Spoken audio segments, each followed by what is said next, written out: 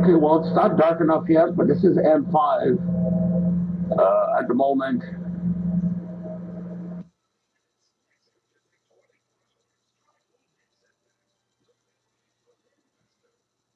And yeah, we've got M5 dead center here, and it's not completely dark. I can still see the sun here going down, and this is M5. So compared to the 16-inch last night, this is the 8-inch, the VRC 8-inch, and I tell you what a difference it is.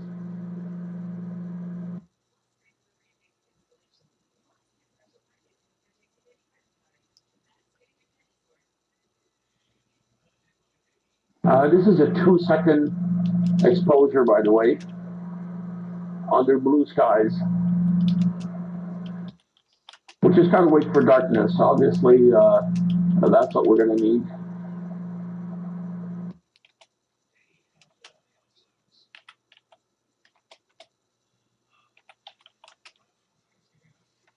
It's not too bad considering the sun's still up here, and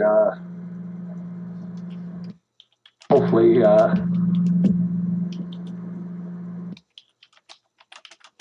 it'll get dark soon enough.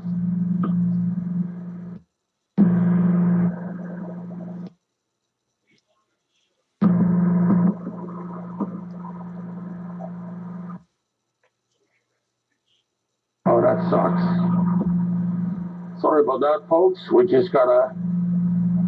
I'm working with a 17-inch laptop here, an old laptop, and it's taking everything possible to make this thing work decently. Yeah, this is a full frame, 15% of the full frame. Basically, you're seeing the full frame right now. No, I'm not zoomed in. This is the full frame, Jack. 4600 and 40 by 3500 06. You can always zoom it in if you wish. I'm going to bring it to 100.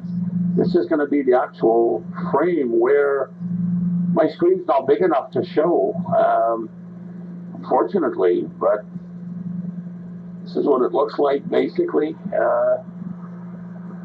But it's just to show basically the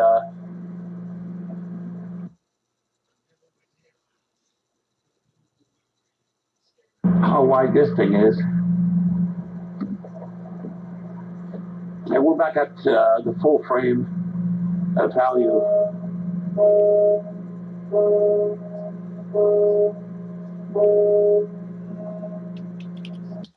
These are the boats on that St. Lawrence Seaway. Somebody's in the way, obviously, and we've got a big shipping boat going by. It's about 900 feet long. Yeah, one of the ship on St. Lawrence just warned someone to get out of the way, basically. That's what you heard.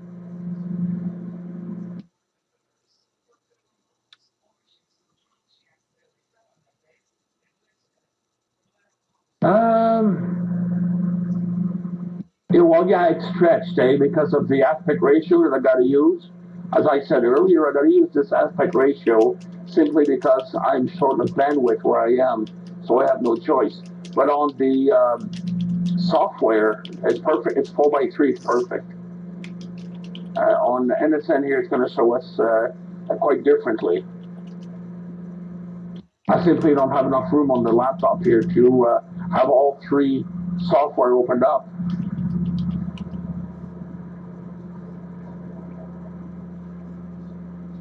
But we are talking about 4,640 by 3506. So on an 8-inch, that's quite remarkable because we get to see the finer stars being resolved. It's very nice compared to the 16-inch of yesterday, which was not too bad.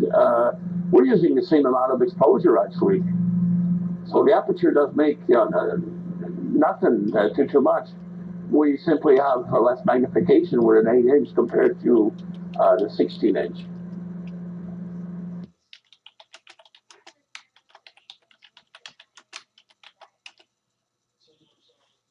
It's about F4 actually, F5 give or take.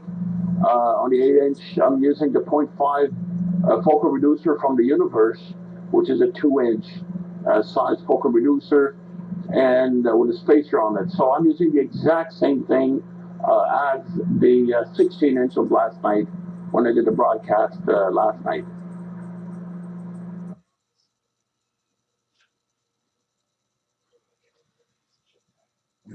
It's working very, very well. You can tell how the stars are pinpoint on that jack. It's quite remarkable. But this is M5 for those who just tuned in on broadcast. This is M5, Messier number 5. It's not too far from a star called Arcturus. But the sky is still blue over here. The sun's not down. So we got to wait till we get perfect darkness. We can see on the right hand side of the screen that small stars are popping out. And as the darkness arrives, we're going to be able to get a much better sky than that.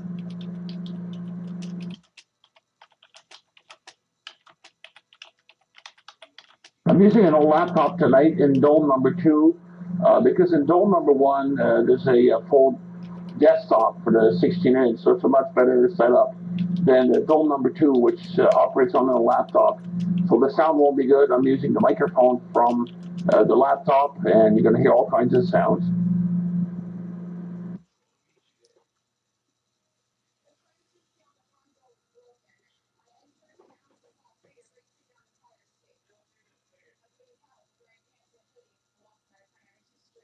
Actually, Jack, I had the sun on this morning on the 60 millimeter, and I had a 2.5 Barlow, and the sun was too small.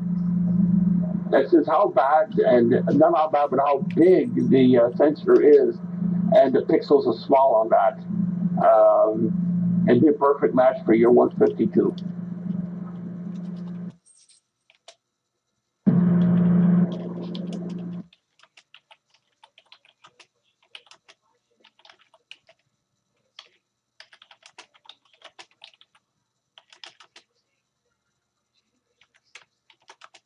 Yeah, we really did not have any. Well, we did get some pretty good detail in there, and there was a lot of prominence this morning. That's just the sun was too small. The camera's too big for that. And I can't wait to use on the moon, to be honest with you. We're going to be getting some 5-time Barlows. I think the 5-time Barlows are going to be the magic spot for this new camera, and I think that's going to make a big difference in magnification for lunar and solar, especially. No, not necessarily, Jack. For me, this morning, I put the adapter with the 1.25-inch adapter, and it fit in the Coronado 60 millimeter perfectly. And there was no vignetting, no funky looking, you know, everything was fine, basically. That 1.25 barely clears the sensor. And as far as the Bravo is concerned, of course, because you've got magnification, you won't get any vignetting or anything like that. But it was still too small. The sun was quite small. No, no, I didn't check my email since yesterday, Jack. Friday midday was the last time I checked the email. I've been getting ready for those broadcasts, the one from last night and the one from tonight, so we could, test the camera out and things like that. So I did not see any email yet. Probably tomorrow I'm going to be looking at emails. That'll be interesting, actually. That'll be very interesting.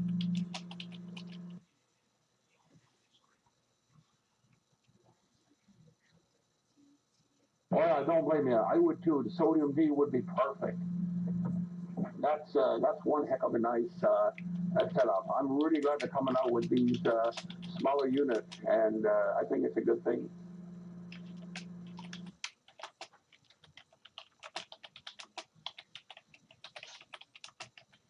Yeah, the sky's getting a little bit darker, so the blue's starting to fade away, and we're seeing a little bit more of M5.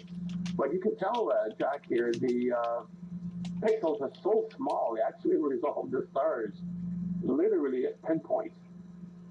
And this is a video camera and an imager.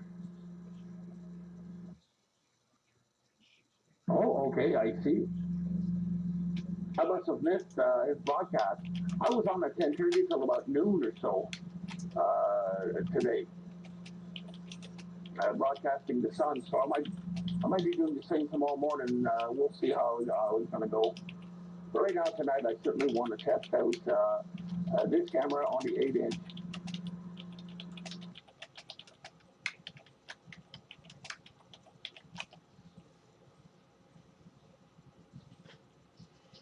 Yeah, but he doesn't have one of those cameras here that we're using tonight. So the prototype. Oh, I see. Okay. Yeah, both are going to work. The GS 2.3 Plus is certainly a winner. I mean, it's much bigger sensor, and pixel size are perfect for everything from solar to lunar to planets to deep sky. I find the GS 2.3 Plus is clearly the winner.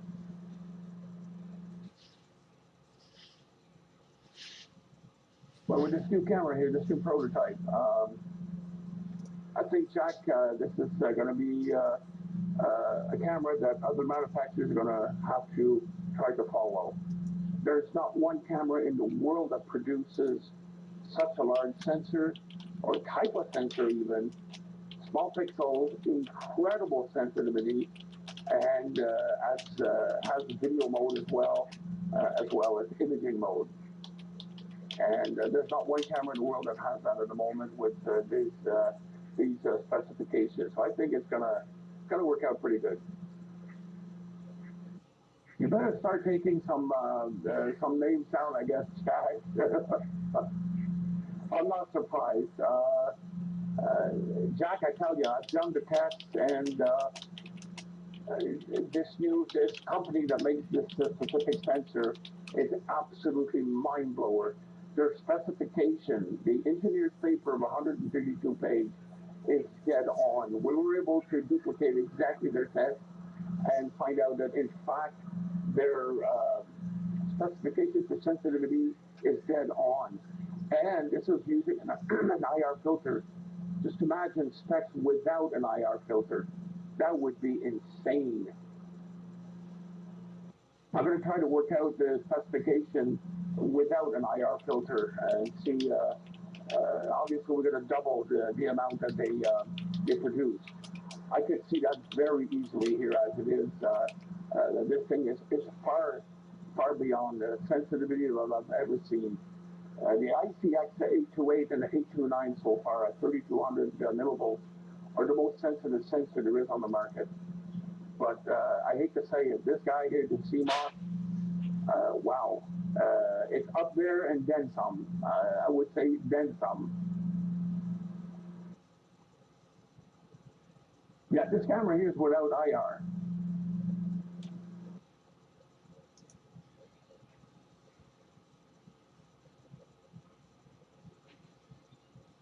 Yeah, this camera has no filters, no IR filters, no nothing. This is camera, plug in the scope, and go. It doesn't get any simpler than that. Because you certainly can see the image scale is completely different than what we had from the 16-inch. But nonetheless, I'm using the same exposure, Jack. That's the fun part. This is 2.1 second exposure. It's not dark here yet, as you can see on the screen. Excuse me, on the screen, we still have a little bit of a blue background. And this is in color, by the way. And this is just amazing to see.